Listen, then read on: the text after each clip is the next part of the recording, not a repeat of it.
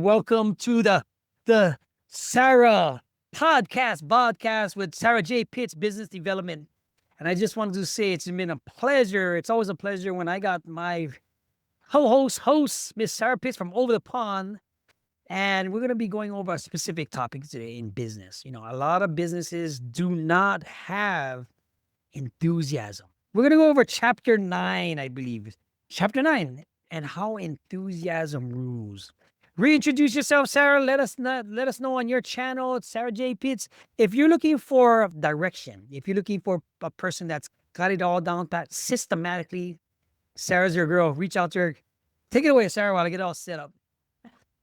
Yeah, you can find me at stopdoingallbook.com. You can get the book, you can get a whole bunch of bonuses. We're talking about some of the book today. You can also find me on YouTube at SJP Business Development. You can find me on Facebook. You can find me on LinkedIn. We'll probably put those connections in the description of the video so you can find those afterwards. But yeah, so I am British, as you can tell.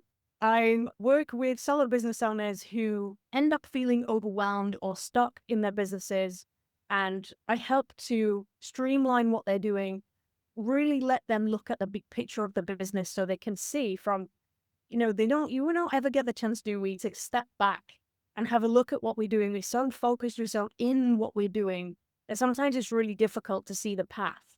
So Right. I help people step back a little bit, simplify everything, demystify all the complicated stuff, and just focus on what needs to be done. So that's basically how I help people move forwards. Right.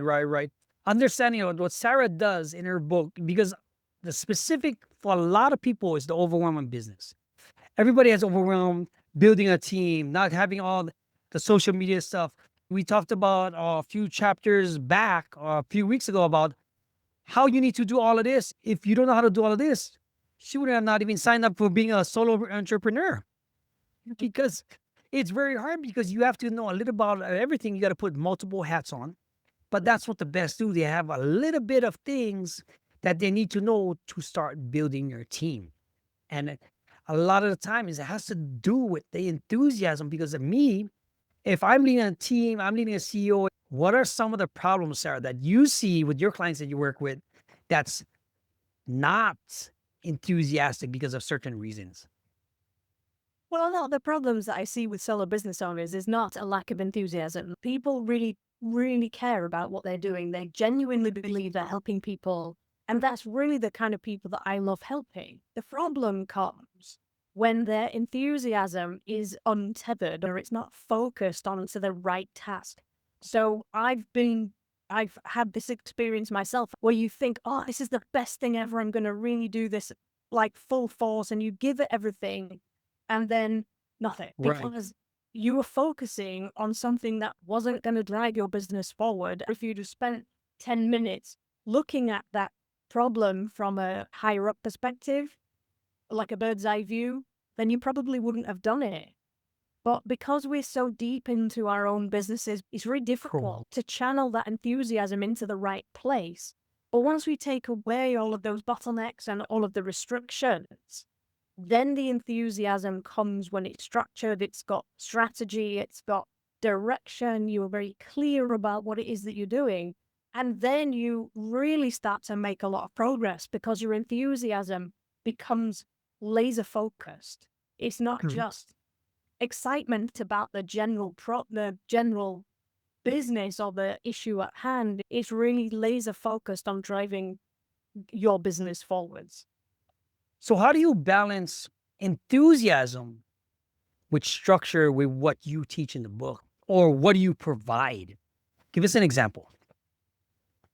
Yeah, I mean, I thought in my business when I was doing sports injuries and I was trying to coach personal trainers and sports coaches and people like that about injury prevention and all that kind of thing, I thought that I needed the credibility of a accredited course. So I got my courses accredited by the fitness industry internationally, which isn't an easy thing to do. Anybody who's tried it will know it's not an easy thing to do. But I did 2 different courses. I got them approved by the fitness industry. And I was so enthusiastic about that because that's what I believed was the right thing to do. Didn't make any difference at all. Didn't provide me more money, didn't provide me Ola. provide me anything except well done me, great. Right. And so I didn't have anybody checking that enthusiasm. I just picked at something that I thought was the right thing to do and just went at it full beans until Right. it was Right. done. And then I was done. It was like, well, okay, well, now Now it's what? done. Now what? But how do you distinguish that? Like, do you have a workbook? Do you have a plan, a check sheet to see if you check those boxes so that somebody else doesn't go in the wrong direction? Because, like I said, as a solo entrepreneur, you could be going through a lot of different things. Boom, boom. You want to do this, you got shiny object, you want to stuff.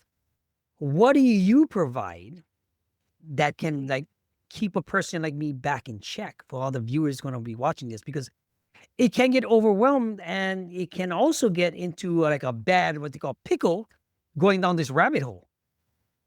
Yeah. And I think that's when your checks and balances are really important. So when you're tracking things, when you're proving or verifying that your approach is valid. So a lot of people, I was guilty of this myself too.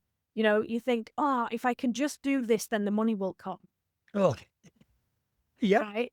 How many times yep. we bought that? Yep. You go, just do this. And That of means course, it's one thing for the puzzle, and it's time things yeah. are going to change. No, What I like to do is teach people or encourage people, because we all know we just forget to do it, that we should be tracking and monitoring the correct. small things to help Correct. verify that we're on the right path. Because if we don't have those checks and balances along the way, then we just go at it for a long time and a long way down that rabbit hole before we realize that we've gone the wrong way. But if we had some data to track or some Statistics, money data. coming in, that's a really good sign. If people are paying you, you know you're on the right lines. If they're not paying you, then you probably need to change what you're doing. True, true, very true. If we have those little systems in place that allow us to check and verify what we're doing, that we're on the right lines, that we can continue with that enthusiasm down that road, then, that's really powerful, because it saves you an awful lot of time and a great deal of money. Correct, correct. But then again, too, it all depends on the direction, the feasibility, and what phase of the business you're in also. For example, TikTok. I'll give you a perfect example. So TikTok, I started doing vice versa selling on TikTok. And last week, because I started doing more lives, they wiped out all my followers to zero. Wow. So it's like, okay, because I've changed my audience basically, even though I'm doing the same type of thing, but they gave them back to me because that's how I know the algorithm is changing. But the viewership went down, right? But now it's starting to build back up again because now it's kind of like they reset it something because I started doing more lives on their platform. You didn't know that was happening. You were just like, right, I'm going to do this live every week. I'm going to do it on a Tuesday. It's going to be, I don't know, 7:30, whatever it is. And you just do it out of habit or because you really enjoy doing it. And a lot of time you're talking to yourself, but you think, oh, I've done it now. It's out there. It's gonna work soon. Somebody will watch it at some point. But you never actually check those numbers. Then you could just be doing it for years and have no real change in your business at all. True. You have to change things up. You might have to change the structure because it goes like this. It's so funny because you can be doing this. You could be on top of the world of one that something happens because instantly you go, because hold on. It's like, oh, what did I do wrong now? Then it's like, okay, we're building back up. You adapted. You did everything else.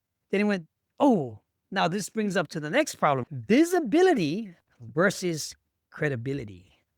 Speak about that because that's a huge thing. Then there's a big difference with that. I'm not entirely sure there is. I think relatability and relevance Relevance. is the Okay. key. Relevance. You can be visible and have no relevance. You can be credible and have, you can't really be credible if you don't have any relevance. But if you're visible and relevant and credible, then that's when you're going to win. Right, right. Because you would need both. You need actually you need You need more than that. You need to be visible. You need to take the action. You need to have some sort of credibility, and you got to be relevant to your audience. Then provide a solution for that they want to hear for the end, the outro, because this is what Sarah goes over. Leave us a comment, join the conversation. It's going to be a simple thing because we're going to be doing more of this, bringing on other entrepreneurs from all over the world. And it should be something fun that you guys can learn from. Let me ask you, what do you think about relevance to the audience and how it matches the numbers for the and building your foundation? Relevance to your audience is one of the biggest areas of doubt. Oh, Solo business owners. big. Explain that. Because when we compare ourselves, right, they always say, don't compare yourself to other people. You're not where they're at on their journey and all this kind of stuff. But for me, that's not the whole story. If you're not 100% comfortable in who you are and how you're different and how you're relevant and credible to your audience, you will compare yourself to other people and you will lose. That's natural. Right. Yeah. Because Yes. you're always thinking that people are better than you. Right. But when you know what your relevance is and the credibility you have with that audience and how amazing they make you feel because they're listening to you, you feel like you belong with them.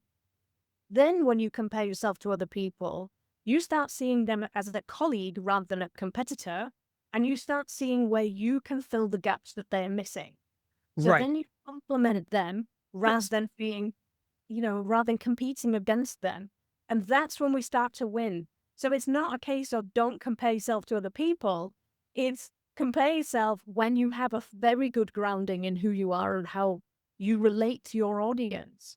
And you can only do that when you have got really, really solid foundations. True. I mean, that's so well explained because the foundation that you have, like it goes back to the credibility, your experience. Because when I compare things with other people, sure, they chose a different path. Maybe they got lucky. Maybe they did their thing.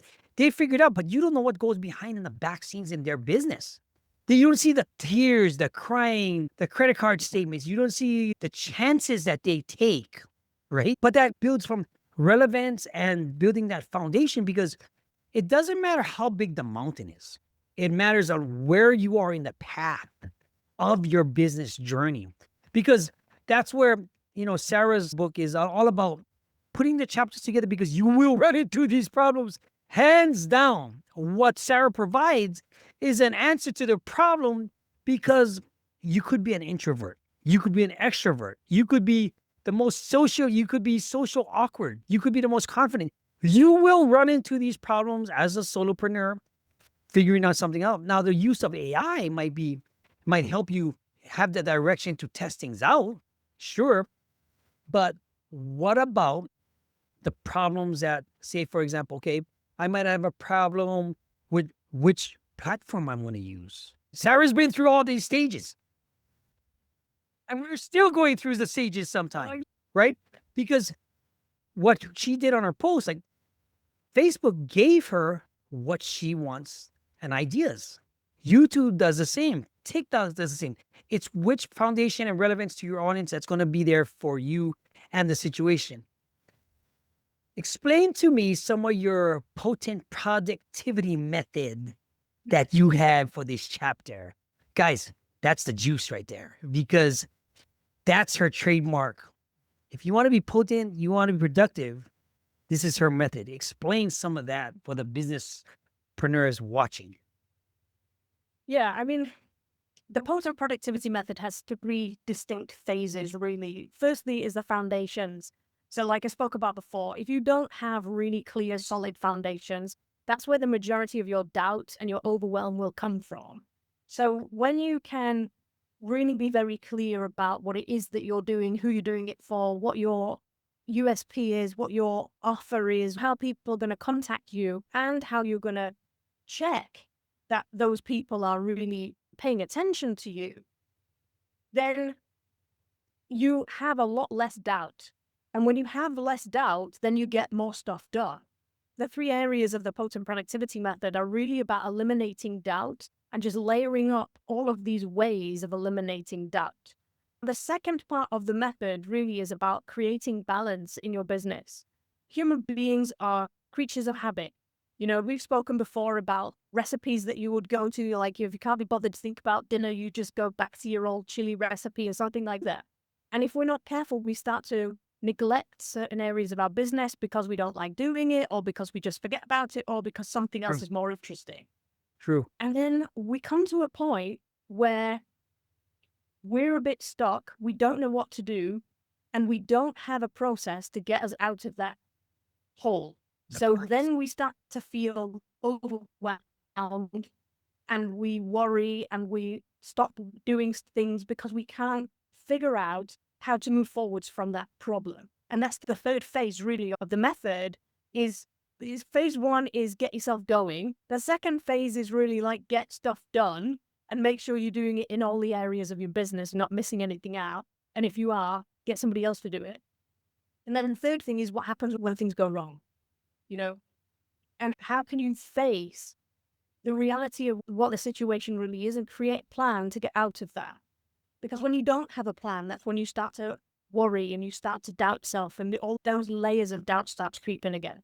So really that's what the method is all about, is layering up those doubt destroyers really.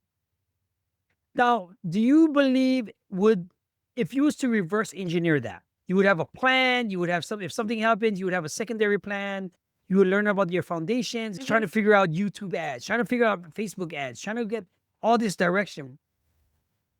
In your methodology, do you have the backup plan in place, or do you just which one comes first, the chicken or the egg? Well, the thing is, right, everybody starts their business doing something, right? It's very, very rare you get somebody starting a business and they've got all the foundations in place. They have an idea. They think, oh, I want to help these people do this thing. True.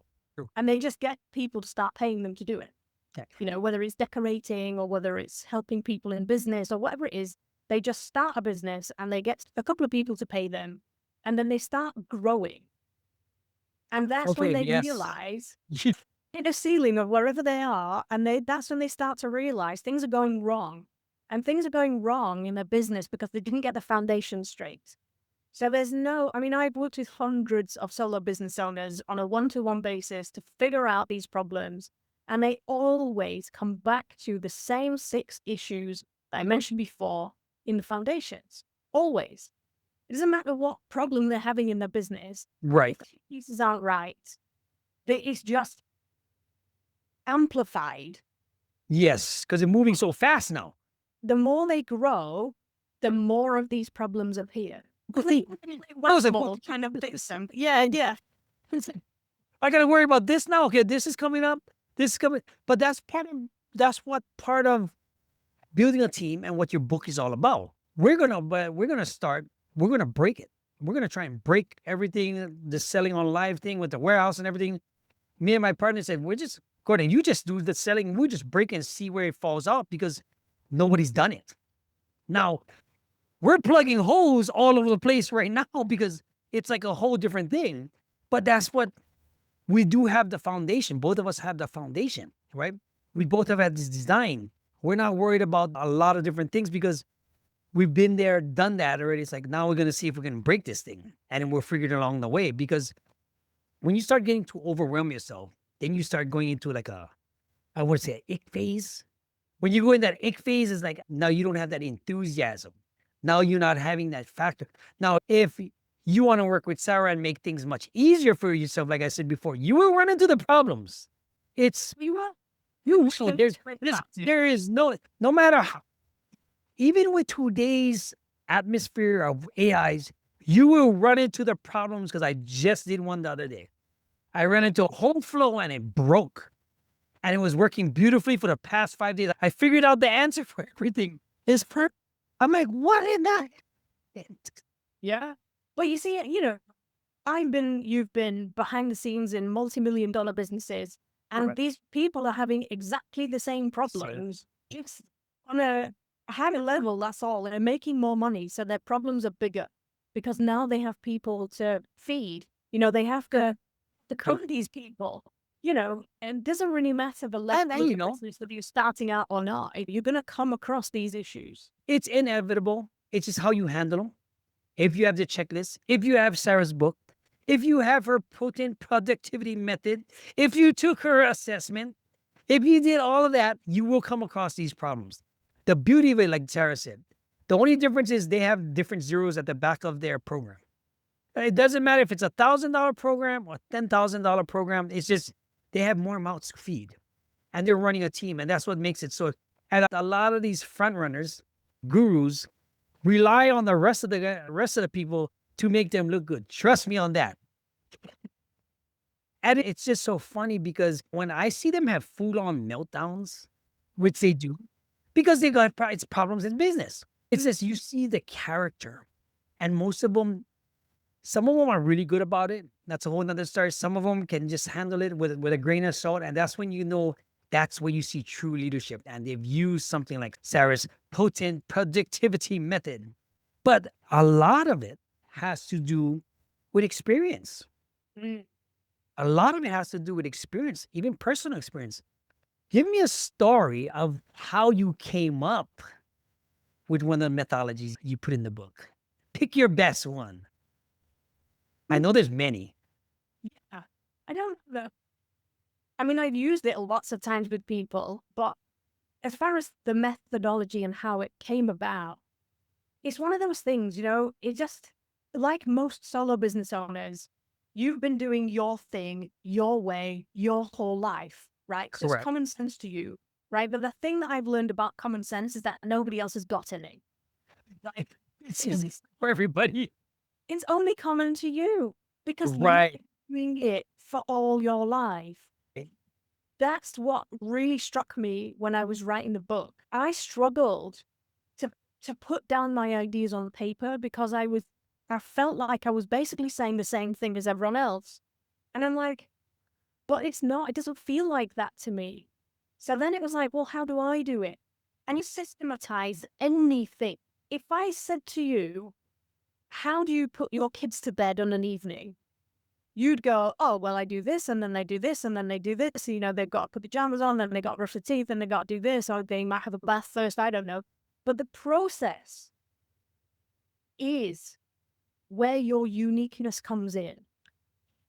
Because the process of doing something can be the same for everybody. How you do it is down to you. And it can be anything, like making a cup of tea. You need to boil a kettle. Well, how many different ways can you boil a kettle? These days, you've got a fancy tap that you can turn on. It's got boiling water coming out of it, right? If you've got one of those fancy taps, then that's the individuality around your process. Correct. If you've got a kettle, do you take the kettle to the tap, or do you fill something and you fill the cup and put the cup in the kettle? I don't know. It's just the way you do things. But because you do it so often and because it's normal to you, it doesn't feel like it's valuable. But when you systematize the result that you're trying to get for people, that's when you can really start to pick out how your individuality, that's when you have a process. Yeah. And this, for me, this is how it all came out when I was writing the book. I was like, so what is my process when it comes to this issue? So I was like, well, actually, everything that I've seen is leading me back to these foundation pieces. Because I thought the potent productivity method was the 5 pillars in the middle, in that middle phase. And it turns out that it needed extra bits to make it more complete. But it's not that I made it up as I was writing the book. It came out because you wrote the book. I never have even known it otherwise. It's the same like for me with my book and my workbook, because I did the systematic approach for, say, making money down on the Las Vegas Strip, because I had a unique style, how I ran my team. And, we killed it. But it's like I wrote down the methodology and I used it when I wrote the book, like you did. I created something that was just, people didn't realize it. It says it's common sense, but they needed a refresher for it. Because at the end of the day, you want to influence people to do something that you want so that you be compensated because you're making sales. But you have to follow, you don't even have to follow the 9. It would be, you just need 3 and you could make a good living.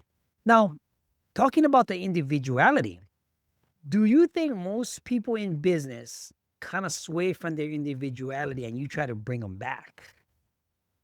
Yeah, I think a lot of times we feel like we need to fit in or we need to copy successful people because we don't feel like we're good enough because they've done it already. So we should copy what they do Right, and use our sense of self right. because we're just being somebody else for a while.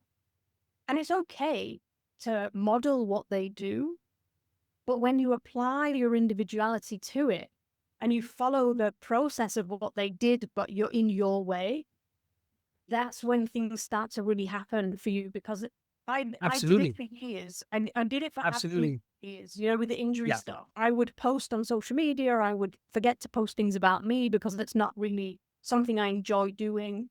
But now I find myself sharing things because I care about the people and they care about me, you know? And it's like I found the right audience for me as a person. And now what I'm saying is landing with them. And it doesn't feel like I'm talking to myself anymore, which is really Yep. good. Absolutely correct. Sarah's individuality came out like you've never seen before. She was going through all her stuff, moving in the house, doing stuff. Now you see her, now you see the postings, the uniqueness. You see her brand of who she is in her posts. And I just want to applaud you for that, Miss Sarah. It's taken to get to Yeah. this point. Yeah. I mean, we've known each other a long time. And it's taken a lot to come to this point where you can post, and I can, when I read your posts, you can see the essence of you coming out in each post. I really do. I might not comment, but I read them because I have to in touch with them because it takes a different type of thought. And now sky is the limit in moving forward into this because this is where, guys, if it's just be keeping it 100% real. If you don't know how to write a book, you don't know how to do a funnel, you don't know how to design a funnel, you want help, Sarah's your girl. Okay. If you're in that area in the UK area over the pond, reach out to there's a lot of people I follow from the UK because they come off from a different angle, way of thinking from USA. Com- Completely. And I love it because people from the US, from the Americas, think a certain way because of how we've been brought up. People from the UK look at a different angle, and I'm like, oh, okay. And this is what Sarah brings to the table. When you work with a coach, somebody that's worked with wrote a book, wrote workbooks, designed funnels, certified, even though it's for her pat on the back, you know you're working with somebody that put in the work and is committed for your greatness, not hers. Trust me, she's one of the most unselfish person I know. And sometimes it's hard, right? It's hard being unselfish, but at the same time, it's the most rewarding. I am not a good stand at the front and be the face of everything kind of person. I am much, much better being a second in command. If somebody else is driving the ship, I'll tell them where to go, what tools they need. I'll provide the tools That's for them. You know, you just keep driving. I'll do everything you need to get you to where you're going. You just focus on the road. And that's pretty much what I do for my clients is that they focus on all the stuff they need to do to get the sales, to be the face of the business. They do the right. podcast, they do the rest of it. And I do all the building blocks behind the scenes, like the sales funnels and the emails and all that kind of stuff. I want you to end with a story about how those three things came about with the productivity method and how you mix it with the USP. Reassure the conclusion of this episode. Okay. So, yeah, like I said, when I was writing the book, it was basically about productivity. And I thought, well, loads of people have written books about productivity that have been super successful. And I just felt really awkward and repetitive trying to describe these different phases. I'm like, anybody can organize themselves into, well, this task's more urgent than that. Everybody can time block. Everybody, you don't need to call it some fancy technique. You know, everybody can prioritize stuff because life does that to you. So I was like, well, how do I make this unique to me? And I did honestly think that the entire potent productivity method was just the 5 pillars in the middle. And it wasn't until I started really diving into the book and really trying to break it down in my own head, because I'm very good at taking a big picture and breaking it down into. Yes. Yes. So that's what I was trying to do when I came up with the topic of productivity. I was like, okay, so in essence, what is it that I'm trying to say? What do they need to do in order to move from this position to the next? And that's really when the foundational pieces came in, because all of my experience was driving me back to these 6 foundational pieces. And then I realized that every time people come to me, the process that I take them through was getting them out of trouble. So Nice. So that was it. with all of my experience, coupled with those 5 pillars of like business and how to divide up your tasks and all that kind of stuff. So when I put the whole thing together, it was like, and the USP really became the most powerful part of that. And I realized I was just about to say. they didn't Yeah. have their own process, step by step, like 5-step process of how you do something. The game's over. There's no point in even starting. Because Right, you're right, not right. saying anything unique. You're not special. And everybody has that process inside them. You've been doing it for so long. All it takes is somebody to just go, hang on a minute, Point it out. what is your process? And that's what Yeah. Sarah does, right? Yeah. That's besides building everything else. She does that because Sarah, where could they reach you in case they're getting overwhelmed in the business? What kind of problems they might list top 3 problems that you solve for the audience? Well, 1 is overwhelm. Correct. I already mentioned that one. Beautiful. 2 is doing everything themselves. So because it's our baby, it's our, because solo business is a slow grower sometimes, isn't it? You don't really have the finance at the beginning to start paying everybody to do things that you don't know that you need, regardless of whether you know how to do them or not. It goes on to this day. Yeah, exactly. And then I think the third thing is that troubleshooting aspect of it. It's like, well, I've been doing this, but it's not Huge. working. What do I do Yeah. now? But no, I think so. We're gonna end it on that, guys. If you haven't even thought about it, oh, why is it doing this? Wait, Do no, it. how's it? How's it? I can move my ways. Stop doing it all. I can disappear. Boop. If you're looking for strategies, platforms, and a formation so that you can get out of the funk that you're in, if you're already in your business and you're trying to plug the holes with your fingers and the dam is coming down, reach out to Sarah.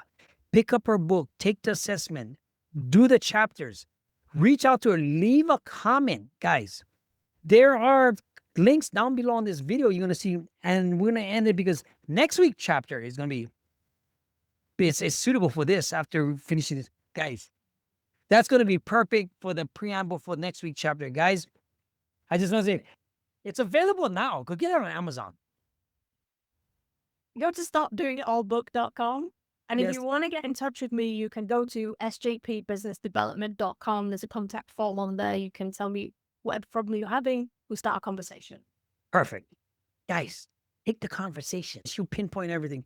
Guys, this is Gordon. Have a beautiful day, and we'll see you next week.